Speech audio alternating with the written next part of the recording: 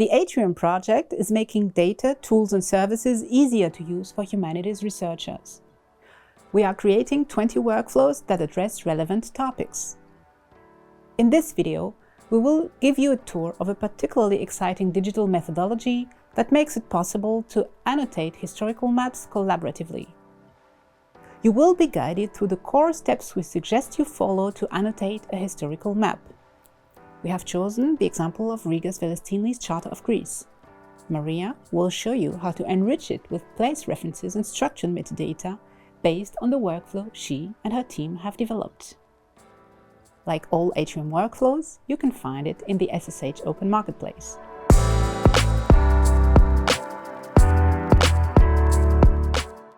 Historical maps are far more than static images. They contain rich spatial, cultural, and political information, making them essential sources for humanities research. Yet, historical maps come with challenges.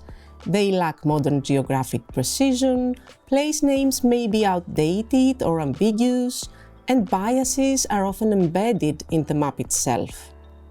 Despite this complexity, catalogs often provide only basic metadata, such as a title or a date, leaving most of the map's knowledge locked inside the image. Annotation helps us unlock this information. By identifying features directly on the map, we turn visual information into structured data that can be searched, compared, and linked to external resources. This allows new forms of analysis and reuse. To support this process in a consistent and reproducible way, we developed the ATRIUM Collaborative Map Annotation workflow, available as a step-by-step guide through the SSH Open Marketplace. The workflow is iterative, steps can be revisited as understanding evolves, and complementary processes can run alongside the main annotation work. The 12 core steps cover the full process from acquiring data and defining research goals to designing the annotation schema, annotating the map, reviewing results, and sharing the final dataset. While the workflow is tool-agnostic, we demonstrate it using Recogito Studio, an open-source tool built for collaborative annotation.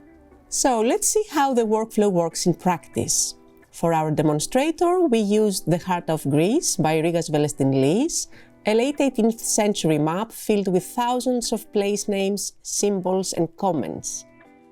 Because of its date and layout, we assessed early on that georeferencing is not ideal for our project, so we focus on annotation. By this point in the workflow, preparation is complete. The tool is selected, the project is created, and research goals and annotation schema are defined. Now we need to import the map into our project using the IIIF manifest from the Harvard Library Map collection, and we can start annotating. Annotation is the core task of the workflow. As an example, let's annotate this illustration of an ancient coin from Rethymna, a city on Crete.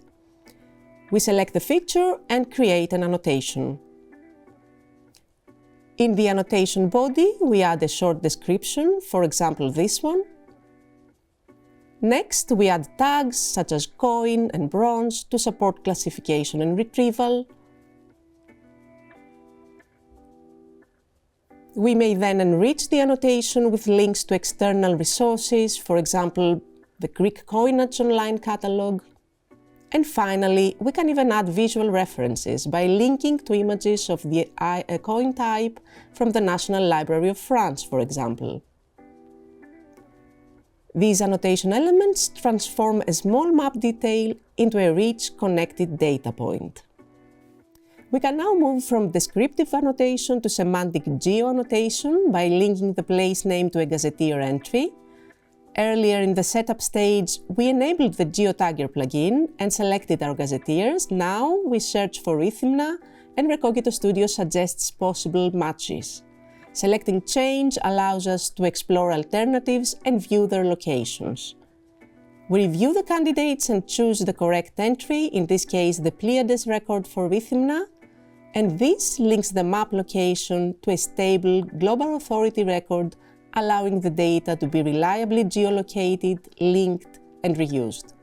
The workflow supports collaborative work. Several researchers can annotate the map at the same time, leave comments, review each other's work, and refine descriptions.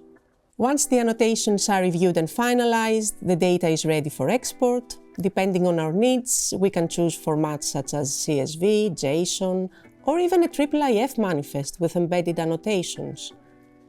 These enriched annotations can then be reused to enhance catalog records, improve search and discovery, feed analytical pipelines, or be reused in visualization or research workflows. At this point, the historical map moves from static image to reusable data. This was our tour through the highlights of the ATRIUM Collaborative Map Annotation workflow. As you can see, a workflow provides guidance more than universal rules.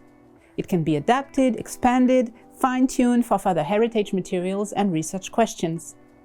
It comes to life through its reuse scenarios. Check out the other ATRIUM workflows on the SSH Open Marketplace. They address such topics as automatic text recognition, 3D representation of digital assets, image recognition, and even speech-to-text.